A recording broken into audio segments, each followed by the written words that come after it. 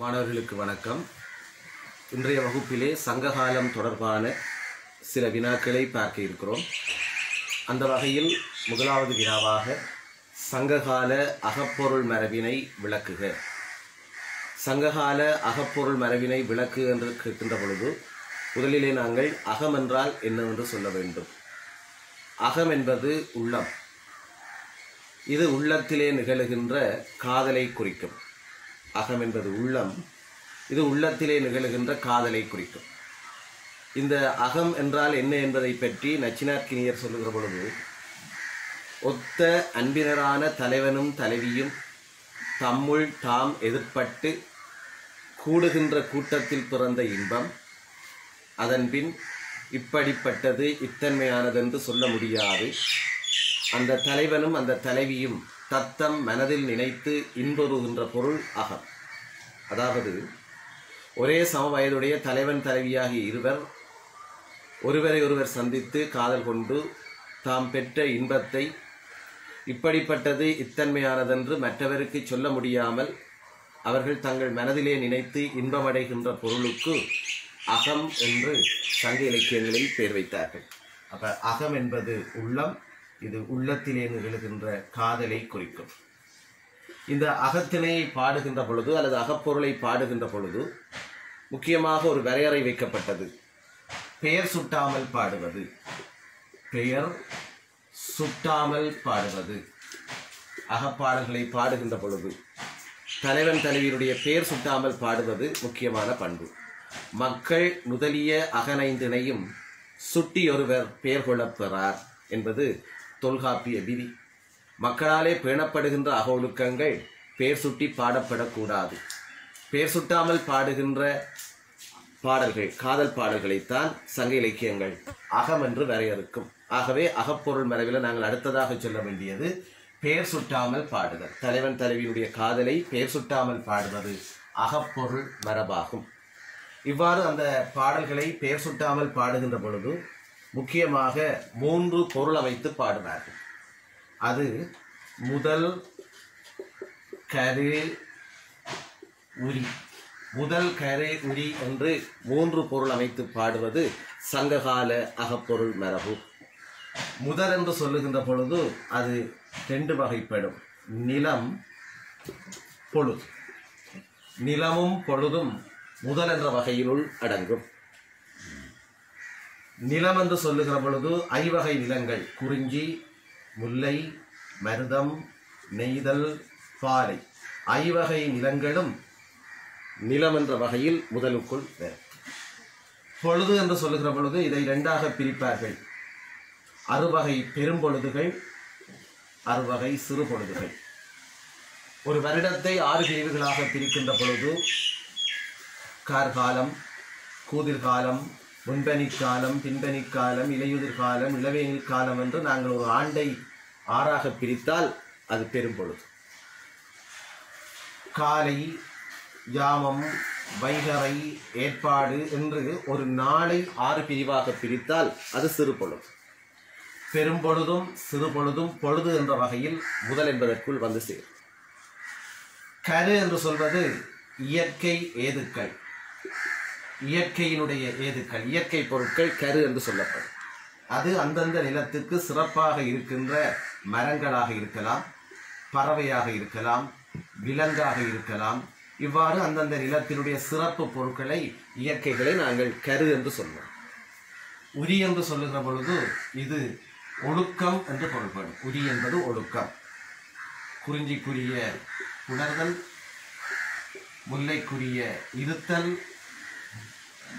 மருதத்துக்குரிய ஊடல், நெய்தலுக்குரிய இரங்கல், பாலைக்குரிய பிரிதல் என்று 5 வகை நிலங்களுக்கு உரிய 5 வகையான காதல் சிறப்பொழுக்கங்களை நாங்கள் உரி என்று சொல்றோம்.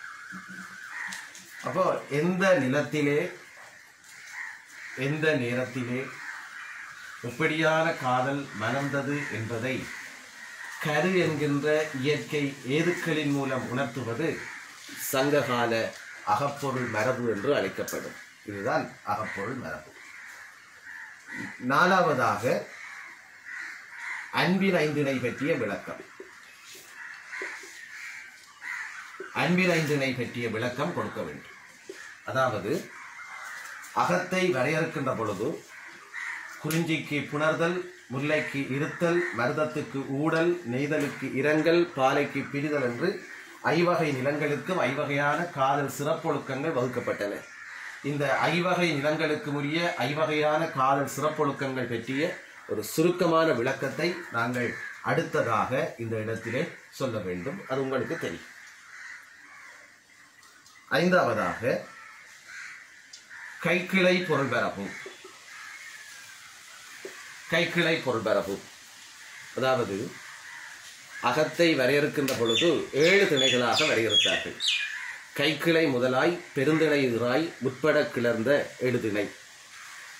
குறிஞ்சி, முல்லை, மருதம், நெய்தல், பாலை என்ற ஐவகை நிலங்களுக்கும் ஐவகையான அன்பின் ஐந்திணை என்கின்ற ஒழுக்கங்களை வரையறுத்த புலவர்கள் தலைவன் தலைவியினுடைய மனமொத்த காதலை சொல்லுவதனால் இது அன்பின் ஐந்திணை என்று அழைக்கப்பட்டது. இதற்கு அப்பால் 2 அகொழுக்க. கைக்கிளை என்பது ஒருதலை காமம். தலைவன் தலைவியாகிய இருவரில் யாரேனும் ஒருவருடைய மனதில் தோன்றி மறைகின்ற காதல் கைக்கிளை என்று சொல்லப்படும். இந்த கைக்கிளையை நாங்கள் 3ஆக பிரித்திருக்கிறோம். ஒன்று, பருவமடையாத பேதை பெண்ணொருத்தியை காணுகின்ற ஆடவன் அவளை பற்றி பலவாறு சொல்லி இன்புறுதல் ஒரு வகை. 2, ஒரே சமவயதுடைய தலைவன் தலைவியாகிய இருவர் ஊழ்வசத்தால் ஒருவரை ஒருவர் எதிர்படுகின்ற பொழுது பெரும்பாலும் தலைவனிடம் தோன்றி மறைகின்ற காட்சி, ஐயம், தெளிவு, தேறல் முதலான செய்திகள். 3, பண்டை காலத்திலே இடம்பெற்ற கொல்லேறு தழுவுதல் முதலான மணமுறைகள். இந்த 3ம் கைக்கிளை என்ற பொருள் மரபினுள் அடங்கும். 6ஆவதாக பெருந்திணை. பெருந்திணை என்பது பொருந்தா காமம். காதல் கைகூடவில்லை என்ற காரணத்தினால் மரணத்திலே முடிவது பெருந்திணை. இது 2 வகையிலே அன்றைய காலத்தில் இடம்பெற்றது. ஒன்று வரைபாய்தல், மற்றது மடலூர்தல்.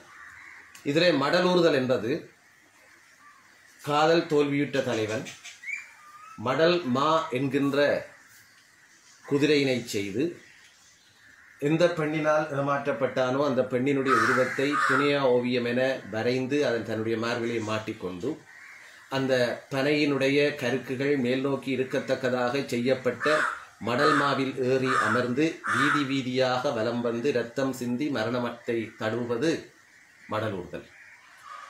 அதே போல வரைபாய்தல் என்பது உயர்ந்த மலையின் மேல் ஏறி நின்று குதித்து தன் உயிரை மாய்த்தல். இந்த மடலூர்தல், வரைபாய்தல் என்கின்ற 2ம் பெருந்திணை பொருள் மரபிலே வந்து சேரும்.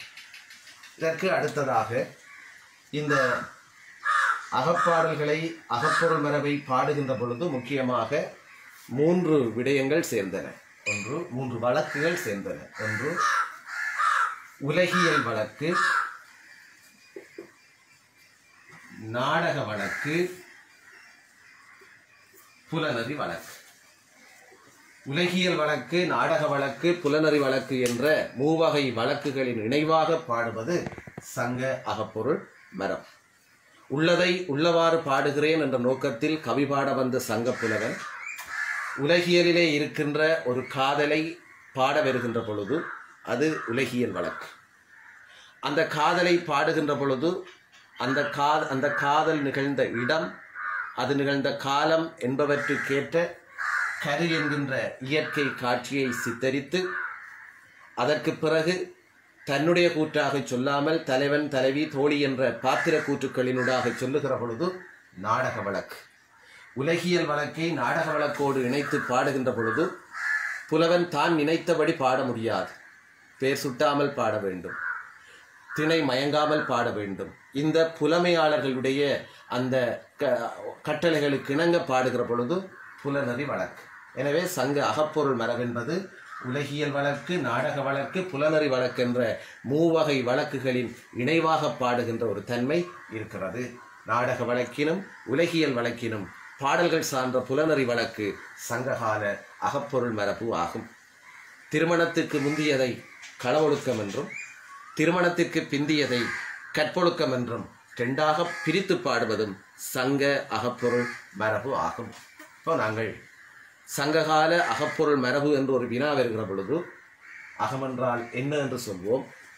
அடுத்ததாக பெயர் சுட்டாமல் பாடுகின்ற பொருள் மரபு என்று சொல்வோம். அடுத்ததாக முதல் கரு உரி அமைத்து பாடுகின்ற பொருள் மரபினை சொல்வோம். அடுத்ததாக அன்பினைந்தினை பற்றிய விளக்கம். அடுத்ததாக கைக்கிளை பற்றிய விளக்கம். அடுத்ததாக பெருந்திணை பற்றிய விளக்கம். இதனை தொடர்ந்து மூவகை வழக்குகளின் இணைவாக பாடுகின்ற தன்மை. இவற்றை சொல்லுகிற பொழுது அகப்பொருள் மரபு என்ற கேள்விக்கு முழுமையான விடை வந்து சேரும்.